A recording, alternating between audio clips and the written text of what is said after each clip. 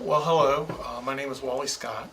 I'm an assistant professor at Radford University in the Counselor Education Department, and I'm here to present one of the series. It's the 8th in a series of 10 sessions, and I believe that this session will probably overlap with some of the other sessions. This session is on managing relationships, and the focus will be on relationship principles, strategies, and skills. And these will be principles, strategies, and skills not only for working relationships, but for friendships and relationships that are more intimate relationships. For this particular session, all of y'all are probably familiar with something called Maslow's hierarchy of needs. You've probably already heard that mentioned in some of the other modules. And if you look at Maslow's hierarchy, the very foundational need is physiological need. It's really about getting basic needs met: food, water, warmth, and rest. Then the next level is safety needs: security, safety. But then right above that are belongingness and love needs, where you're really working on developing more intimate relationships, closer relationships. And so I'm going to talk today and talk with you about belongingness and love needs, the need for a relationship, and how to better manage those relationships. But that is something in the hierarchy of needs that comes after basic needs are met, and after safety and security needs are met. And after the belongingness and love needs comes esteem needs, which has to do with your feelings about yourself. Now I'm going to suggest that those two interact and work together. That belongingness and love needs, those relationship needs where you have somebody that lets you know that they care about you and that you care about them, and there's that mutuality in that relationship where you begin to feel that you're important and you play an important role in somebody else's life, and that that person is important to you. And that they play an important part in your life, that those build on your sense of self, your sense of worthiness, your prestige and feelings of accomplishment, that those two things interact together. Interestingly, I noticed in looking over the modules, the 10 different modules, in the 10th session, it's on contributing to the wellness of others. You'll be encouraged to, as I read in that agenda, take yourself out of the center of the universe. Now, I think that's really helpful, is to take yourself out of the center of the universe. But now I'm going to be focusing my time today on relationships. And I'm going to start by saying that relationships begin with I, that there has to be an I before there's a we. Whereas in that 10th session, you're going to hear that you need to take yourself out of the center of the universe. I refer to that as the Copernican revolution. Now, I didn't come today to give you a history lesson. In fact, I had to look up some of this myself. But if you remember way back in maybe 140 AD, there was a model of the universe where we actually had the Earth at the center of the universe, with the planets and the sun revolving around the Earth. And you can see that in this slide right here. It's called the Ptolemaic model of the universe, where the Earth was at the center. That for young children, there's oftentimes what I call a Copernican revolution, that somewhere around, I think, the early 1500s to mid 1500s, we switched from the Ptolemaic model to what's called the heliocentric model of the universe, where we actually rightfully put the sun at the center of the universe. We removed the Earth from the center of the universe. And so as a young child, I remember with my own children that when they were born and they were really young, it was as if they were the center of the universe. They were the center of the family, and the family revolved around them. And I remember, I forget how old they were, but it wasn't, too long before they discovered that they weren't the center of the universe. And they usually didn't like that very much, and that there was something else that was at the center of the universe, and that changed. And so I wanted to start with just that notion that while it's helpful and it's best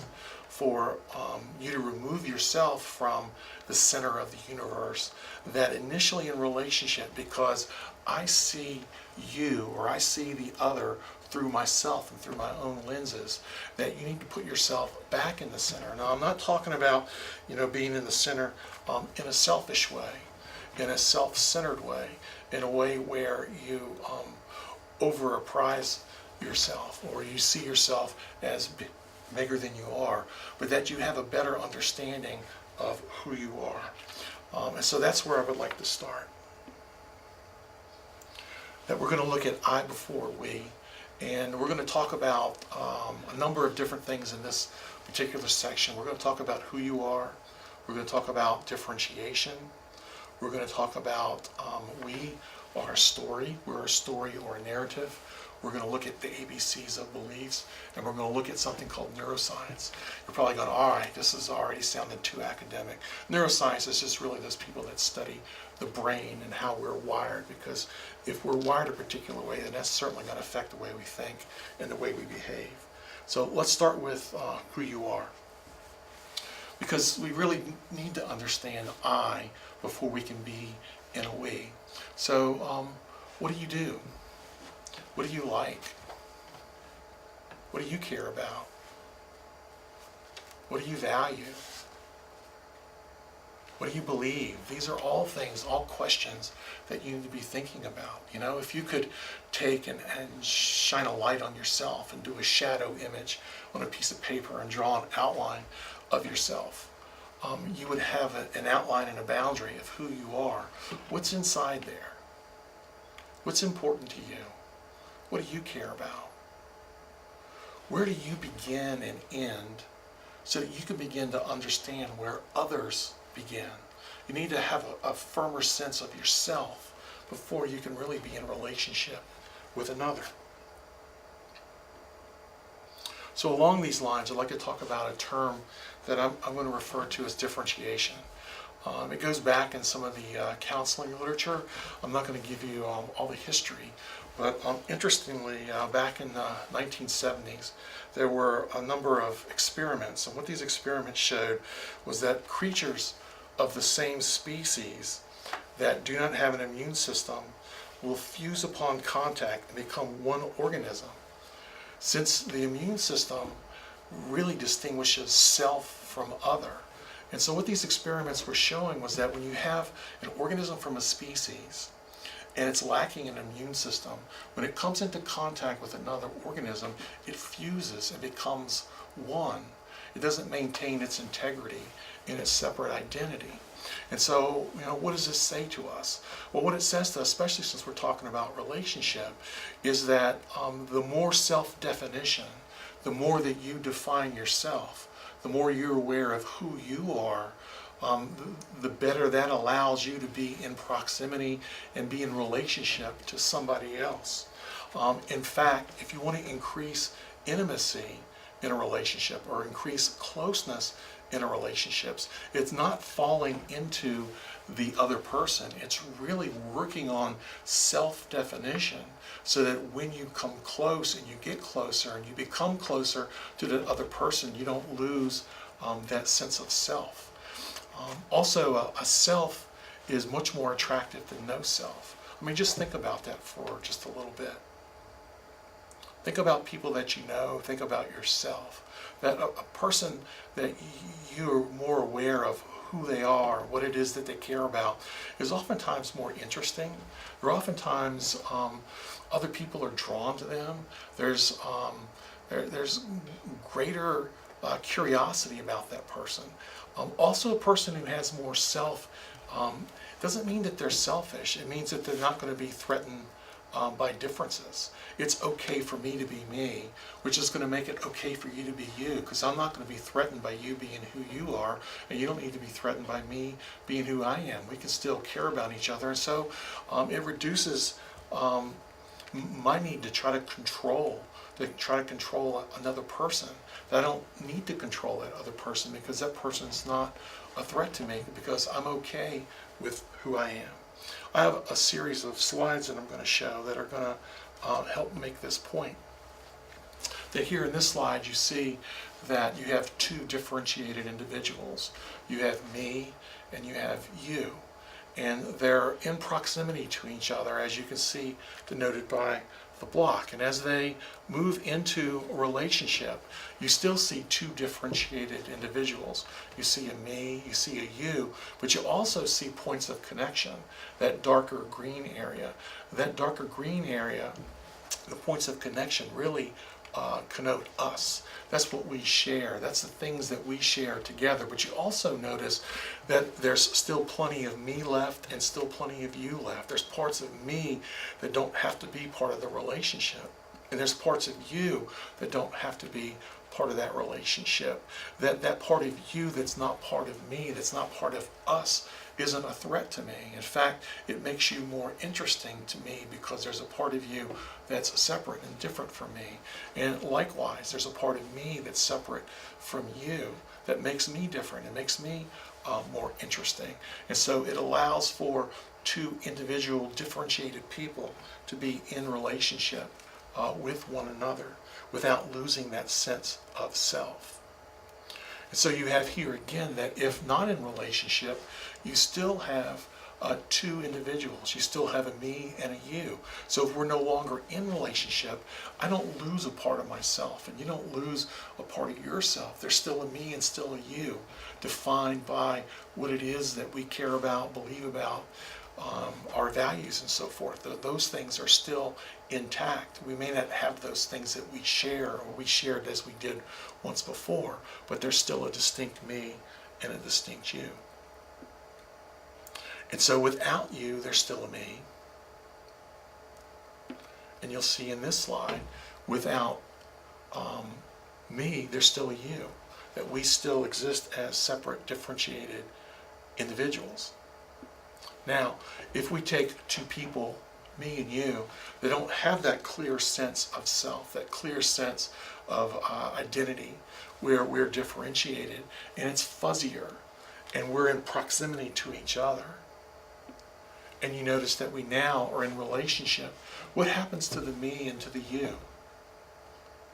We become us. We become an undifferentiated relationship where you can no longer detect and see what part is me, what part is you, what part is shared. What happens in a relationship like that, where there's just an us and there's not a defined sense of self for me and for you, or for you and that other person? It becomes threatening. It becomes threatening not to have that other person. And so what happens in those kind of relationships? In those kind of relationships, to have that other person leave the relationship becomes a threat. And so you can easily find yourself in a position of trying to control that other person, because to lose that other person would be like losing a part of us, or even a part of yourself. And you can see in this slide, that's just exactly what happens. To lose that other person is like losing a part of us, losing a part of yourself. And so you begin to see more controlling kinds of behaviors in those relationships. So going back to this concept of differentiation, I've talked a little bit about it in terms of relationship and how important it is. What exactly is differentiation?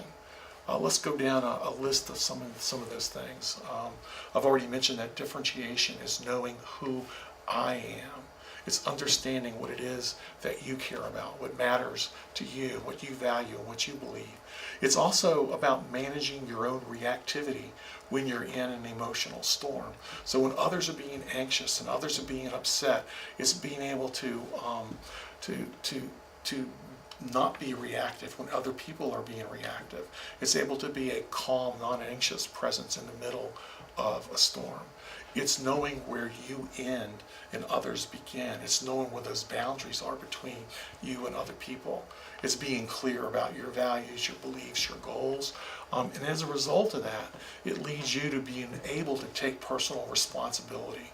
So when you're clear about who you are and what it is that you believe in, what it is that you do, and what it is that you're responsible for, you end up not blaming and pointing your finger at other people. You're able to take responsibility for the things that you do and the things that you don't do.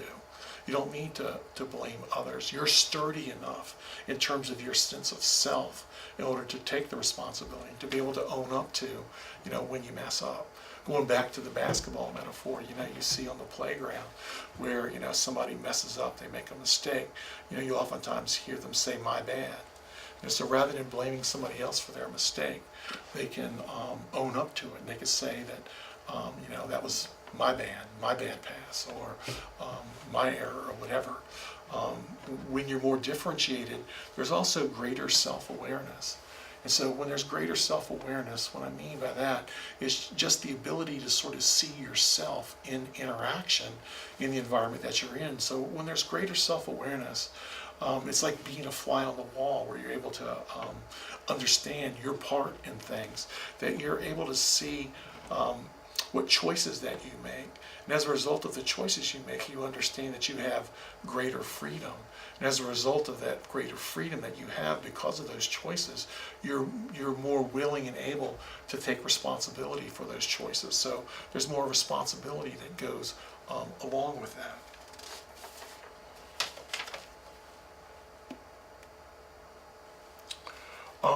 Still talking about differentiation, I'd like to talk just a little bit about Daniel Siegel. He's an interpersonal neuroscientist, and he has said, and I don't expect any of y'all to know this, but he claims that health equals integration. Now, integration is different than differentiation, but integration is very much dependent upon differentiation. Integration is the connection, and we're talking today about relationship. We're talking about integrating with other people, connecting with other people, being in close proximity and relationship. He says health is about integration, not just in terms of us and relationships, but between of the various parts of our being, our body, the biology and the physiology of our body. There's a need for the parts and systems within our body to differentiate, to be clear about their function, to then connect and integrate with other systems and other parts in order to develop into a more advanced and more complicated system. And so if integration is health, then differentiation is necessary before integration. So before relationship, the neurobiology, the neuroscientist people are telling us in terms of our very biology that differentiation is key to integration, is key to us being able to be in relationship with others. I'd like to shift gears a little bit, and I'm still in this section on I before we. And something I'd like to talk about here is this notion of narrative or a story. Asking you, what is your story? I believe we are a storied people. That if you think about it, that if you meet somebody for the first time, oftentimes you'll spend that time exchanging stories. You'll start to tell them about you, and they'll start to tell you about them. And in that exchange, you'll share stories. And so story becomes really important, because in that period of time, like if you and I had an opportunity to go out for a cup of coffee, and we had, or lunch or something, and we had an hour, I can't tell you all the stories of my life in that hour, and you can't tell me all the stories of your life in that hour. And so the question is, so of all those stories that make up who you are, why is it that you would tell those stories that you told me in that hour? And why is it that I would tell those stories about me in that hour? And so we become a story people. And so we become those stories that are told about us and that we tell about ourselves, that we become those stories, and those stories really become us. Those stories begin to shape who we are and shape our very existence. And so in this section, we're going to talk a little bit about what shapes those stories, and we're going to talk about the restorying process and how you can begin to change, and principles for change in terms of your personal story. And all of this is in the service of better understanding yourself, so that you can better be in a relationship with someone else. There's a poem, a quote, that I ran into some years ago. You can see the quote is dated 1991, so it's pretty dated. And it was a poem by Susan Musgrave, and she wrote, in this poem, that you are locked in a life you've chosen to remember. Now just let that sit with you just for a moment. And if we change life to story, and you reread that, you're locked in a story you've chosen to remember. What does that say? What does that say to you? Just think about that. Let that sit with you for a moment. How do you become locked in a story you've chosen to remember? What is that suggesting? You know, I've done a lot of work in counseling with clients, and you know, when they come in to see me, after a certain number of months, after they see me for a while, most of them who start to do differently, start to do better, they start to change things in their life, will say some version of this, that they realize that they've been locked in a life or a story that they've chosen to remember. Now, what if I were to say that to them the first time I met them? That would probably be pretty offensive, wouldn't it? Because it would be implying that they somehow are responsible for the difficulties that they're struggling with. But you know, when things start to get better for them, they understand the role that they play. They understand the part that they play in the life that they're living in terms of the story that they've constructed and the story that they continue to construct for themselves. So you'll see here, it's a cartoon, it's a Larson's cartoon, and hopefully you can read the caption at the bottom. But if you look at the cartoon, you see a dog, and he's on a high wire, on a unicycle. He's hula hooping, has looks like another dog or possibly even a cat in his mouth, has a vase on his head, and is juggling some balls. So it looks like Rex is doing quite well up on the high wire, but if you read the caption below, it reads, "High above the hushed crowd, Rex tried to remain focused. Still, he couldn't shake one nagging thought. He was an old dog and this was a new trick." So if I helped Larson's out here and you and I, we drew the next caption of this cartoon, what would we probably see? You're right, we'll probably see Rex falling off the high wire. Now, would we see Rex falling off the high wire because he can't do this? Well, we can see from this caption that he's already doing it. If he believes that you can't teach an old dog new tricks, and he remembers that, he can't shake that one nagging thought, then what's going to happen to Rex? If he believes that story about himself, that he's an old dog and this is a new trick, then it's going to make it really difficult for him to continue to be successful at that. So, I mean, this is a humorous way just to remind you of how powerful stories are and how stories shape our lives, and how we begin to live out certain stories that are told about us, and that we begin to tell about ourselves, begin to define ourselves through those stories.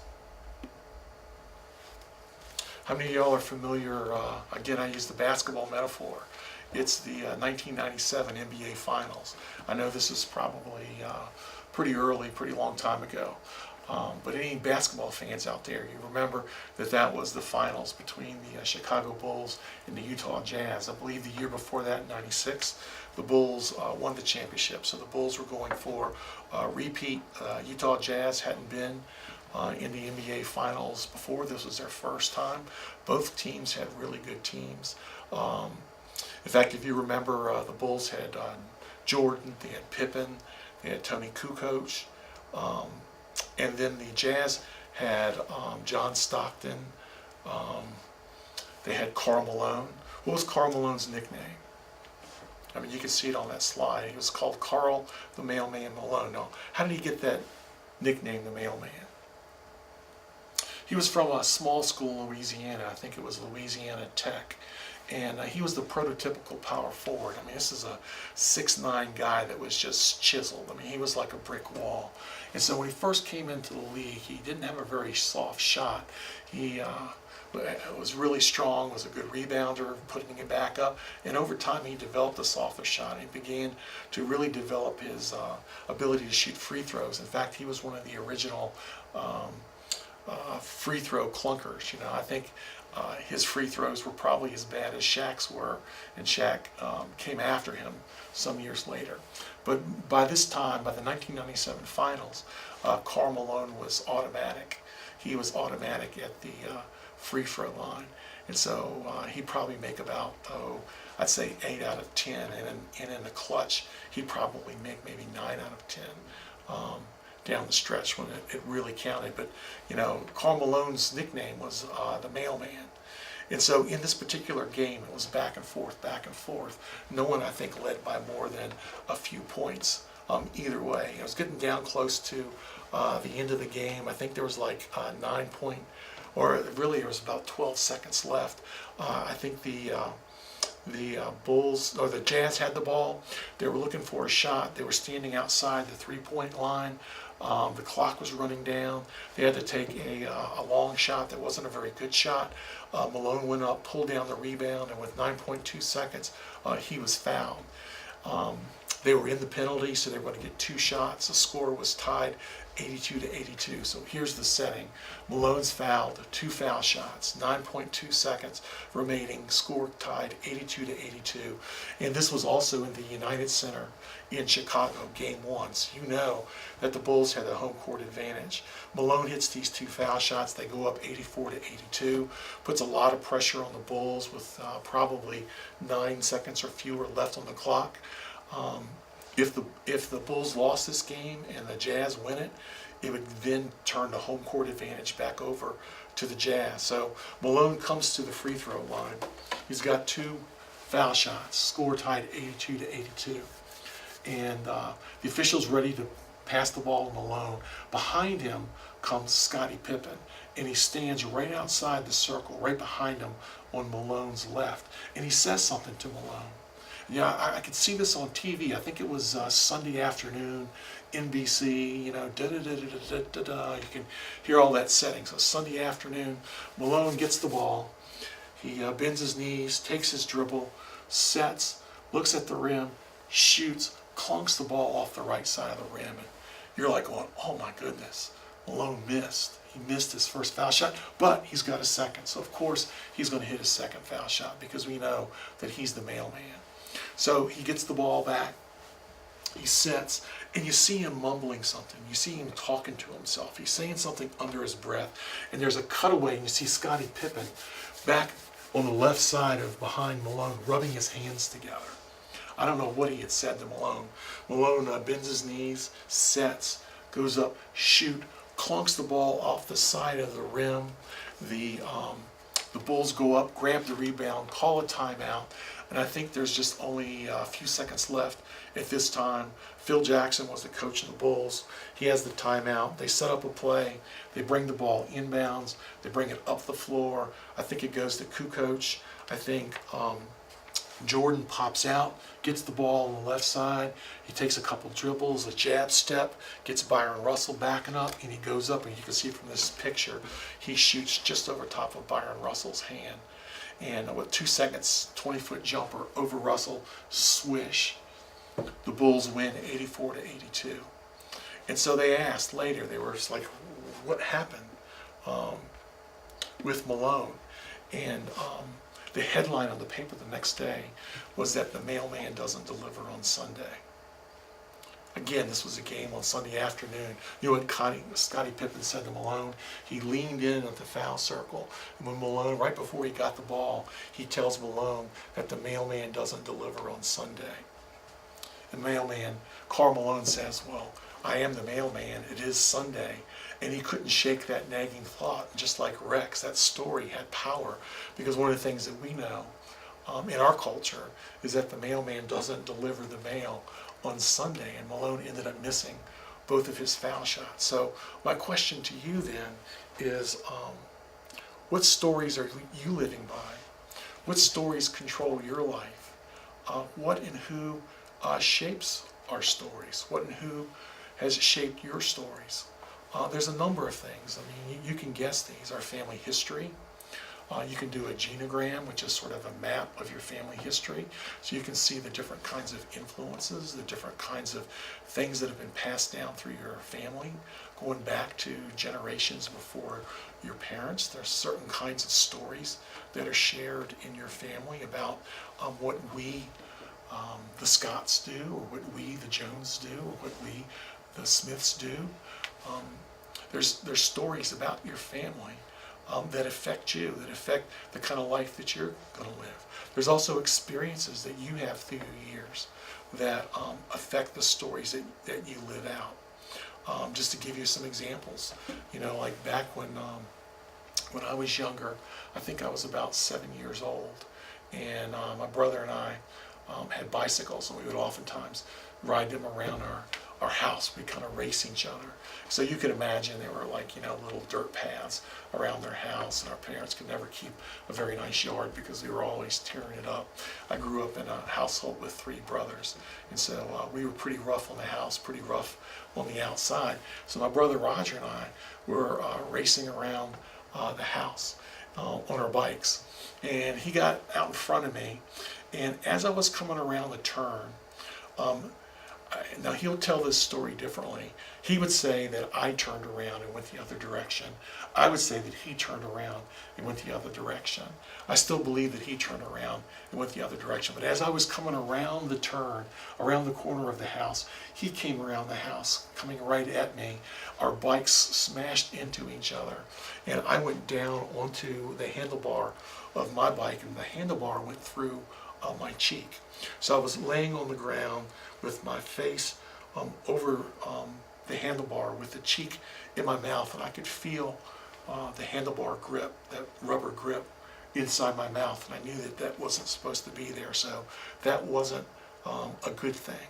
And so I was able to kind of pull my head off of the handlebar, and started to come up on my knees, and I put my hand up there because I knew that I was hurt on that part of my face, and I don't know why I did this, but I stuck my tongue up against that part of my mouth, and I could feel my hand through the side of my face, through my cheek, and by that time the blood started coming out, and it was like dripping down my arm, dripping down my elbow, and I could feel it dripping down off my elbow. So I knew that I was hurt, and I knew that it was not very good. It was probably pretty bad. I had a hole probably in the side of my face. So I kind of staggered around the front of the house and around the other side, going around to the back. And I think my mother must have heard the crash, must have heard something going on. There wasn't a lot of screaming and yelling at the time. But I remember her coming out of the back door, me coming towards the back door.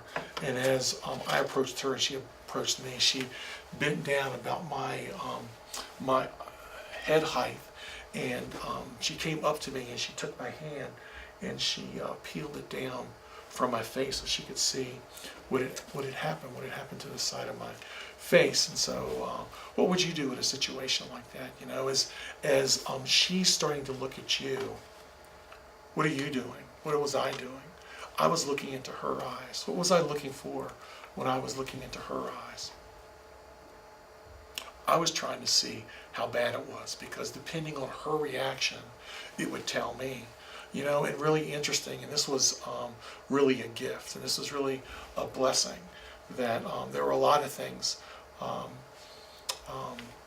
that were not done so well growing up. My parents both moved away from their families and kind of reestablished the family. And so they didn't have a whole lot of models on how to be parents and how to raise a family. And so they did the best they could. And so my mother, one of the gifts that I received from her was all that experience as a pediatric nurse, that she was really calm under pressure. That one of the messages that I received from her was that no matter how bad I was hurt, I was always okay. I mean, just think about that for a minute. I think about that in terms of my story and as a chapter in my story, and what a gift that is, that no matter how bad I'm hurt, I'm always okay. There's been lots of situations in my life where, I've had rough things happen, where I've had difficult things, I've had to meet challenges, or I've had to get through difficult times. But in the back of my mind is always that belief that no matter how bad I'm hurt, I'm always okay. And so I asked you, what are the chapters in your story? Based on the experiences that you've had in your life, what kind of things do you remember? How do you define who you are? How do you define how you're going to react in certain kinds of situations? significant people in your life affect those stories. Just as your experience does, you can probably think back and remember people who stood out in your life. Maybe in positive ways, maybe in not so positive ways. And so we all come into the present with stories and with chapters in those stories. And there's a happening truth. There are the facts.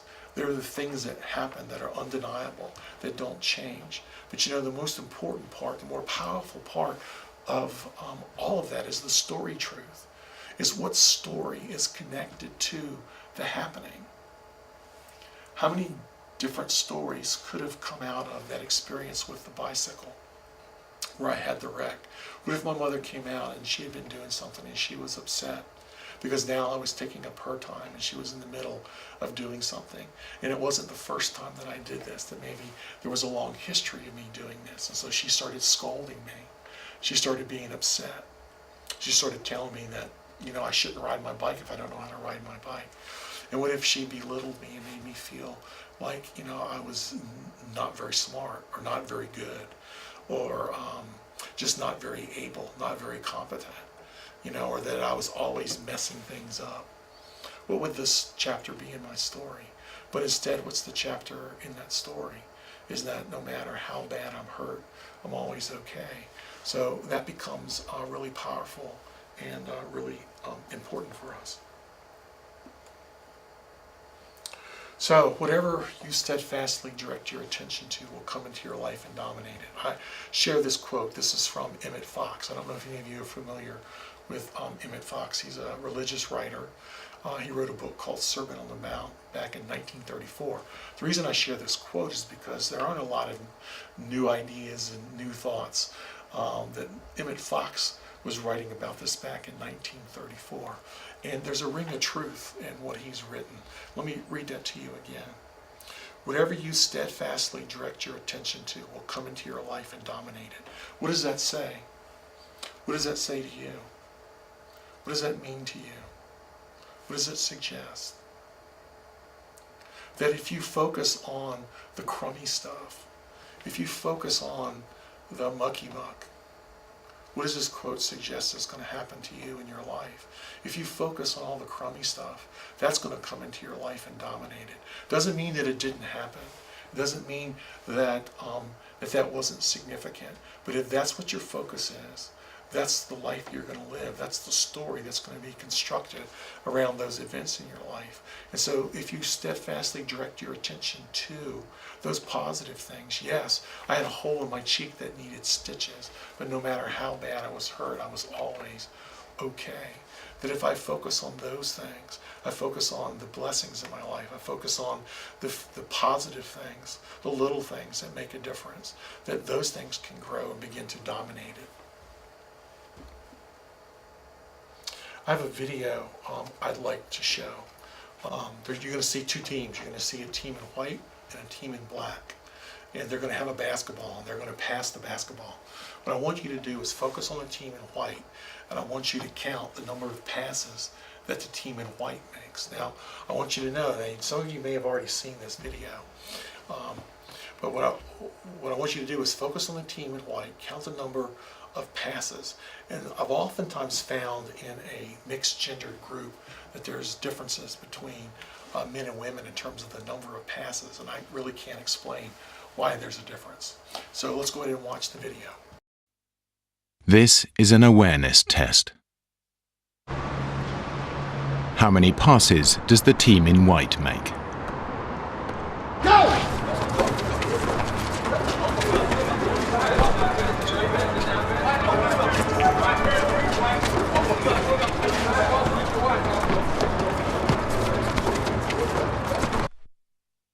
The answer is 13. But did you see the moonwalking bear?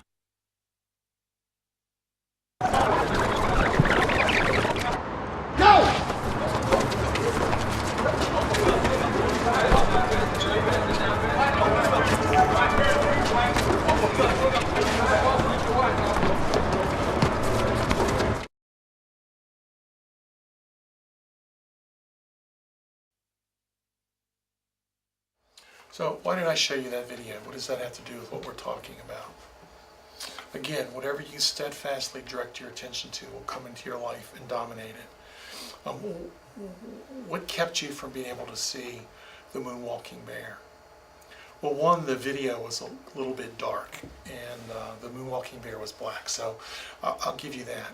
But it's because your attention was so focused on the white team and the number of passes that's what your attention was focused on. Since that's what your attention was focused on, then that's what you were going to pay your attention to, and you were going to miss other aspects of the video. You weren't going to be able to see the team in black as well, so you missed the moonwalking bear. So if you're focused on all those negative things that have happened in your life, and that's your focus, you could have a moonwalking bear come right through your life and you won't see it, you won't notice it. You could have something really incredible happen, or something really incredible that's on the horizon that's there waiting for you, but because you're focused on the negative, you're focused on all the mucky-muck stuff, that you won't see it, you won't be able to take advantage of it.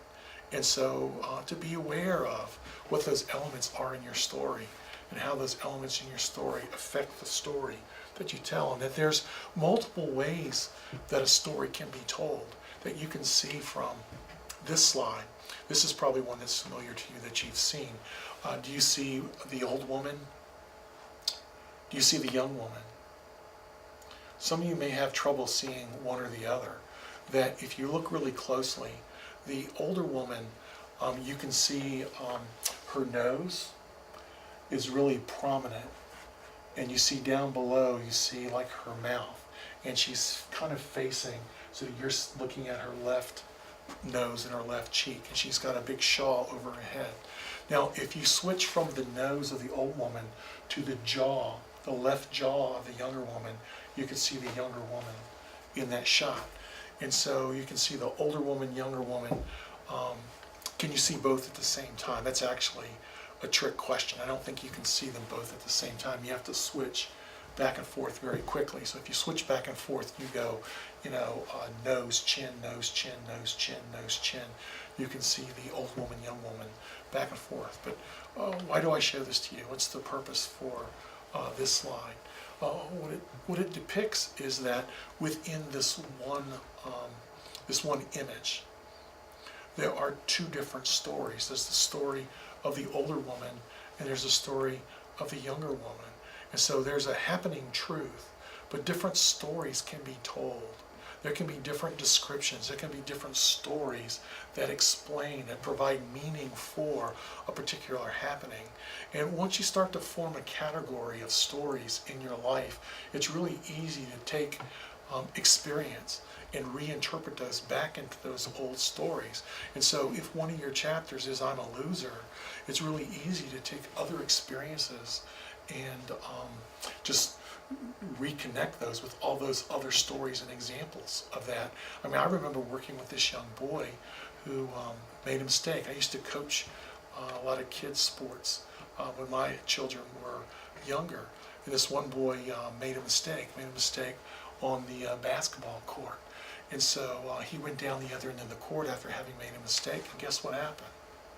He made another mistake. I mean, how often does that happen? We see it in college and pro sports. Someone will make a mistake at one end of the floor, they'll go down the other end and commit a foul. They'll make a mistake at the other end of the floor. I've seen kids come off the floor calling themselves dummies, smacking themselves in the head.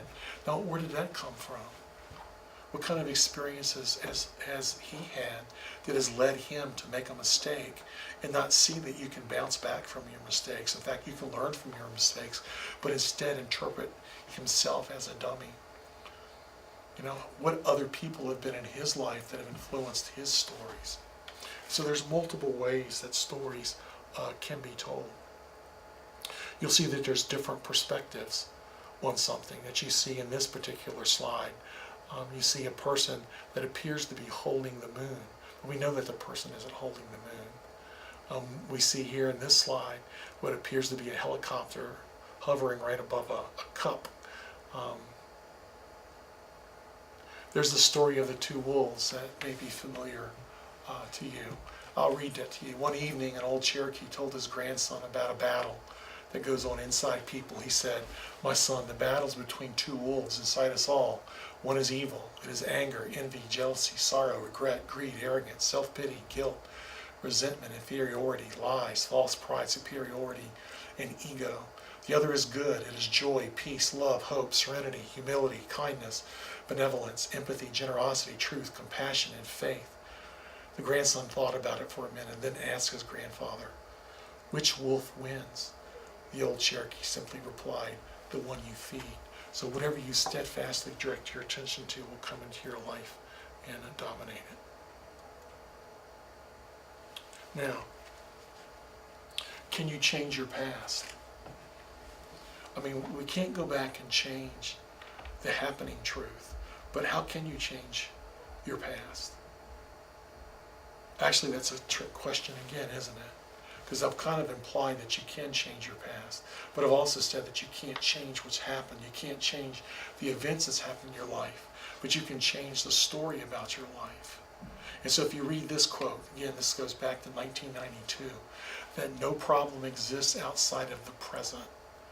Or rather, if it is outside the present, it's no longer a problem, but the memory of a problem or the possibility of a problem. What is that suggesting? It's suggesting that the only problems you have are the problems you have right now. Because if it's in your past, it's the memory of a problem. And if it's in the future, it's the anticipation or the possibility of a problem. So how many problems do you have right now? And so if you want to change your past, how do you change your past? You change your present. If you're standing in a crummy place and you look back on your past, what are you going to see? You're going to see all the reasons why those things have happened that have led you to be in this crummy place. You'll find all the reasons for this.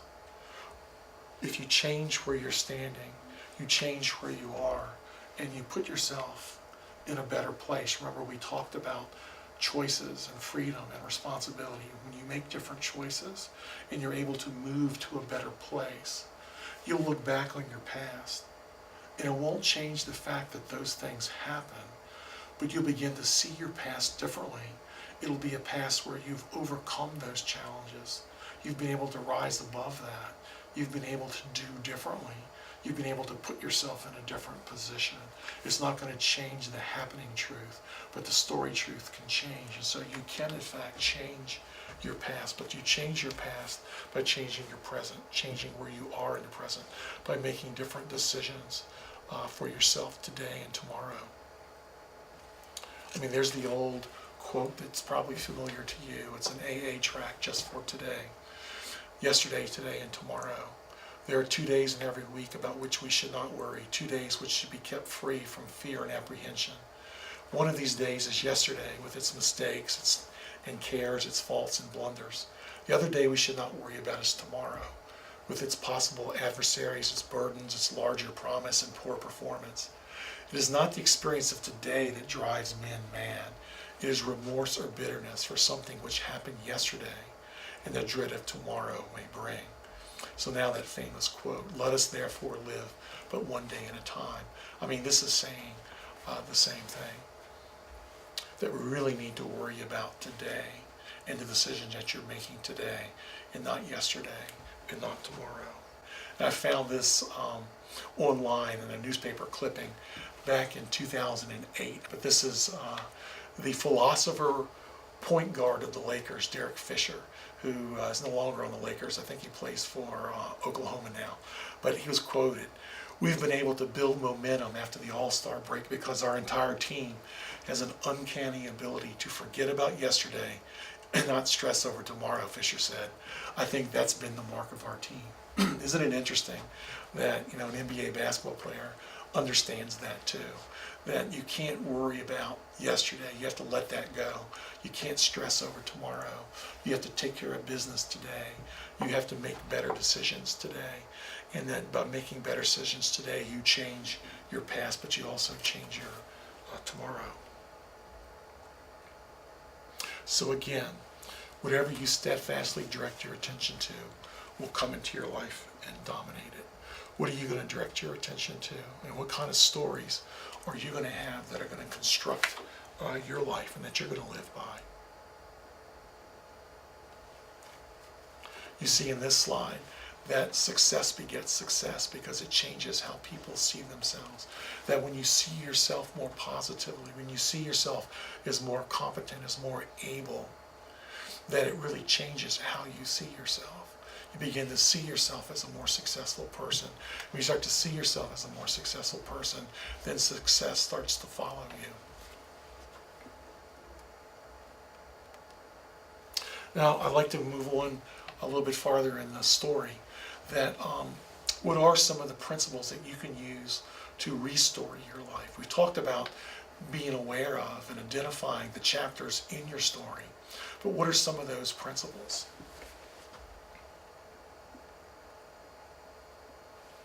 This is kind of fun too. I use this slide because, oftentimes people that I see feel like they're in a bad place. In fact, they may actually see themselves up a particular creek. And so I want them to know that when they come to see me, and that when I begin to work with them, that they're not up that creek without a paddle, that there's paddles there, and that we can begin to look at changes, we can begin to look at decisions, we can begin to look at how you can story your life differently so that you can begin to focus on different aspects. You can begin to focus on those positives, those resources in your life rather than of the negatives. So what are some of the restoring principles? First, focus on strengths and resources.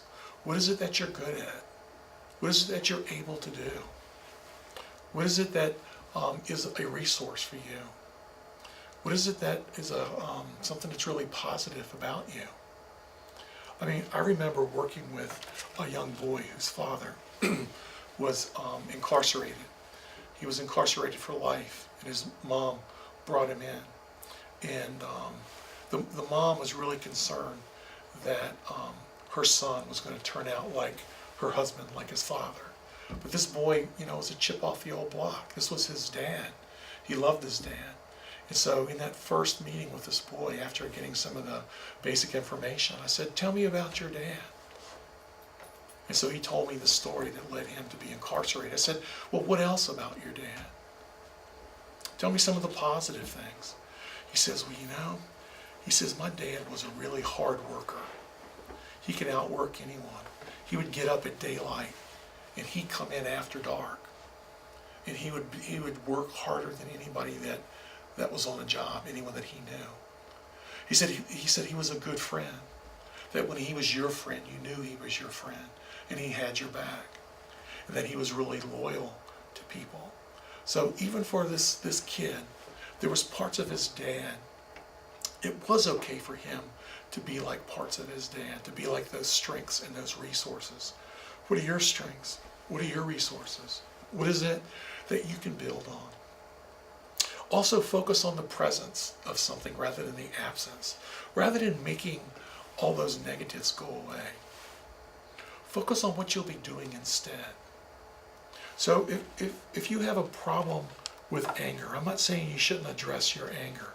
If you have a problem with substance use and substance abuse, the more you focus on the substance abuse, what's going to be present with you?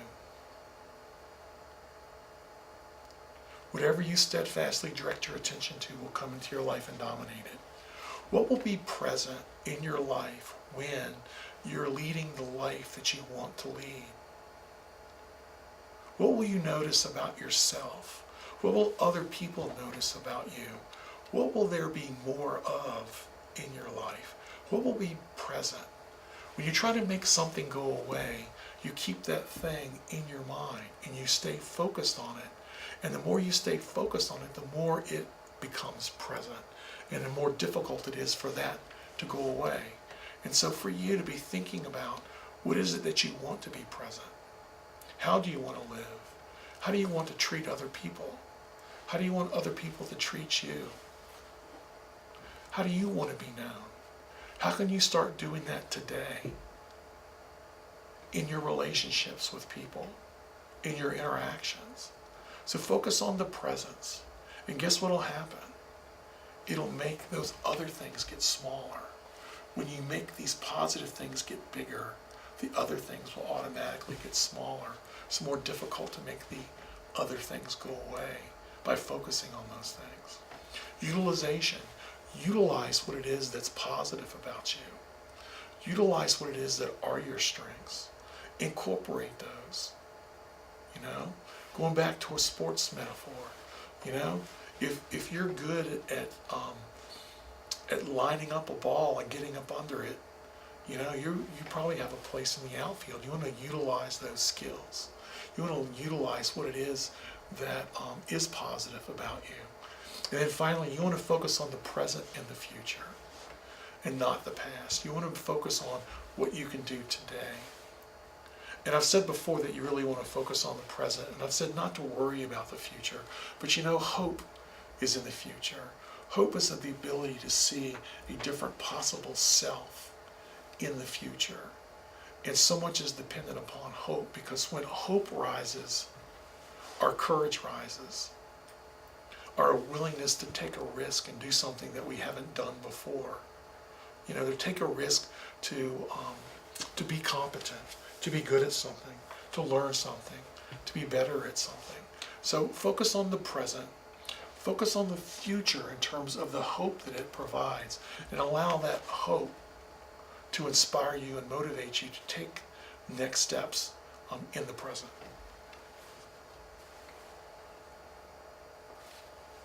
This is a quote from Aldous Huxley to try to sum up this section. Experience is not what happens to a man or a woman. It is what a man or a woman does with what happens to him. So again, it's the story truth that's constructed. It's not so much the happening truth.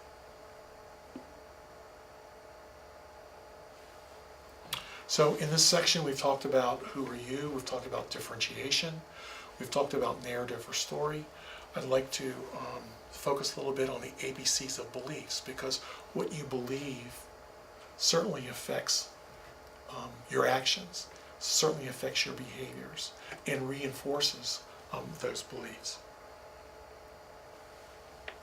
The ABCs really look at several different things. They looked at activating events, they look at the consequences, and then A does not directly lead to C, that there's a mediating factor, that B's are the mediating beliefs that come between the A, the event, and the C.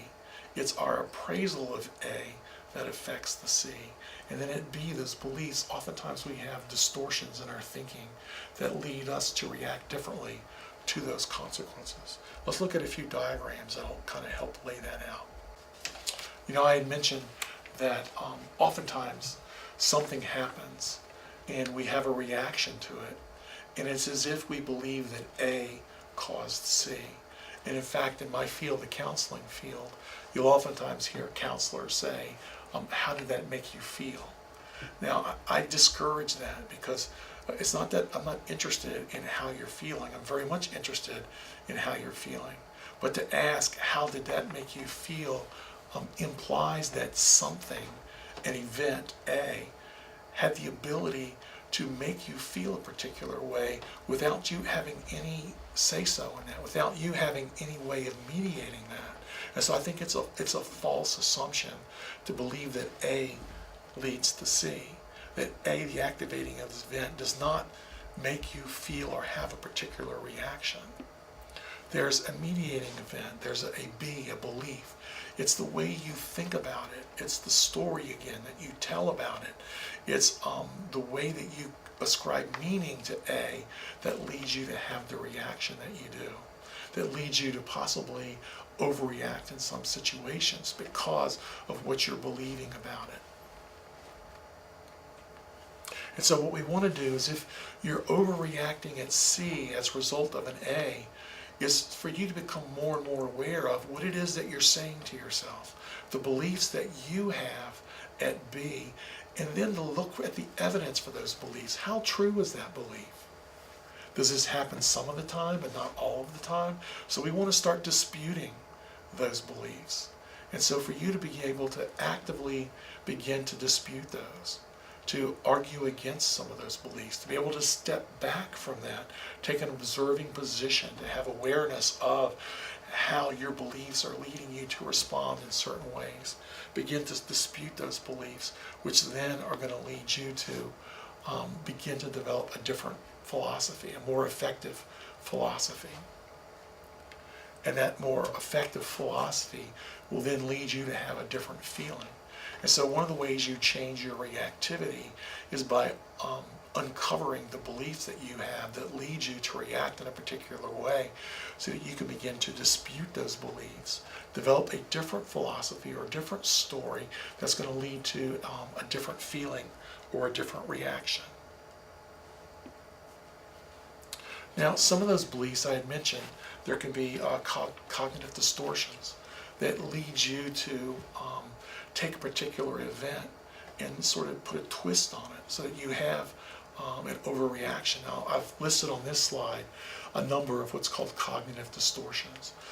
I'll go over these rather quickly. And I'm going to ask you, how many of these things do you find yourself doing?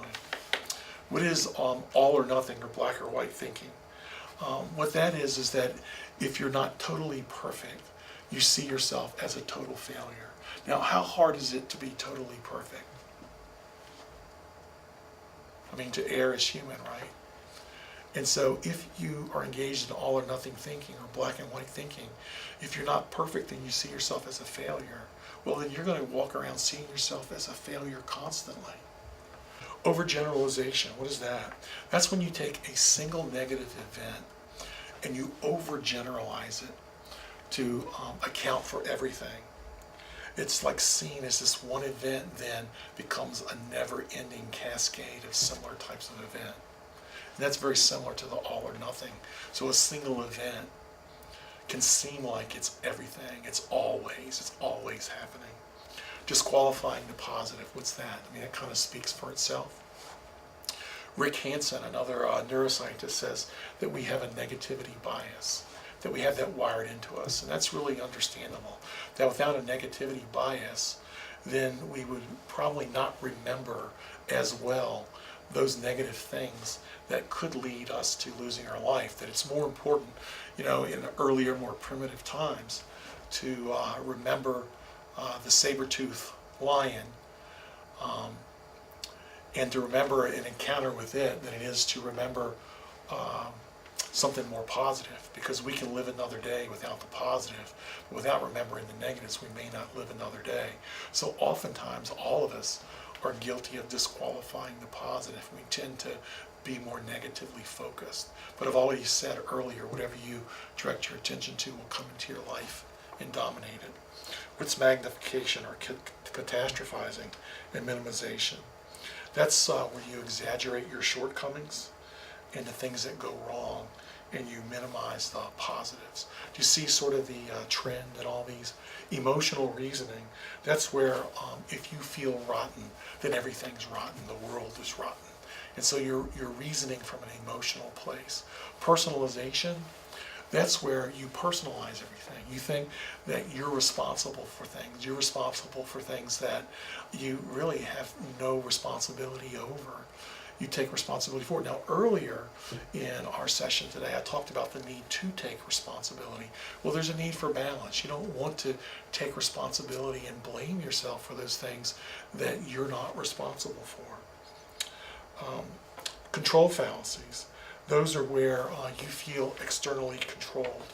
You feel like you're the victim of fate, and you don't see what responsibility that you do have.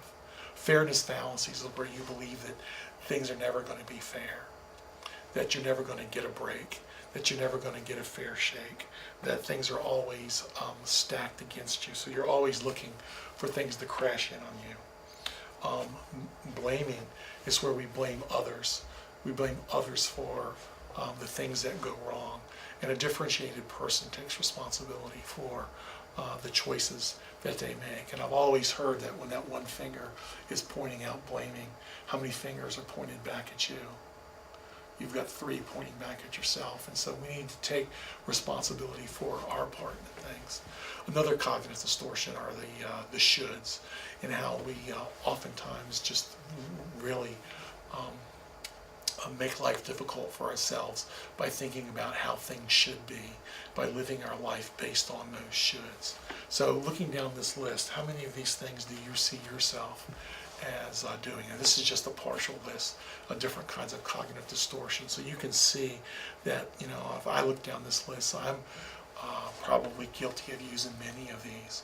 And so oftentimes the reactions that I have a lot to do with how I'm distorting the event or the experience that I just had. And so I'm reacting to my beliefs about it, my beliefs based on past experience with things. So your beliefs and thoughts lead to certain feelings that you have. And those feelings that you have lead to actions. And then as a result of those actions, you see results. And so you can begin to change your beliefs and your thoughts. You can begin to change the chapters in your story. But you can also start doing things differently. You can take different steps. You can make different decisions. And so when you are engaged in different actions, you'll have different results. And that'll begin to create a different set of beliefs and then a different set of feelings that go along with those. I mentioned the neuroscience of this, and I don't want to get into science about this, and don't think that I could. But one of the things that we learned from the way that we're wired up, the way our brain is wired up, is that what fires together is wired together. Think about that for a minute. That the things that we encounter and that are associated together, the beliefs that we have as a result of certain experiences, those things get wired up together. And so they reinforce each other. When certain things happen as a result of actions that we take, going back to that previous slide, that actions lead to results, and then those results lead to us having certain beliefs, that those things start to become hardwired. Now this also suggests that that wiring is not permanent. You can begin to change the structure and function of your brain by intentionally having different experiences. When you start to experience the world differently, again, going back to what I said earlier, that when you are in a better place and you look back over your life, you will see your life differently, but you'll also look up ahead and you'll look into the future and you'll begin to do things differently because you will begin to rewire your brain and the very structure of your brain. Neuroscience also looks at what's called the upstairs and the downstairs brain. The upstairs brain is the executive part where we think things through. The downstairs brain is more of that reactive part of the brain, maybe referred to as the emotional brain, that we need to be able to calm down our emotional reactivity so that we can think through things.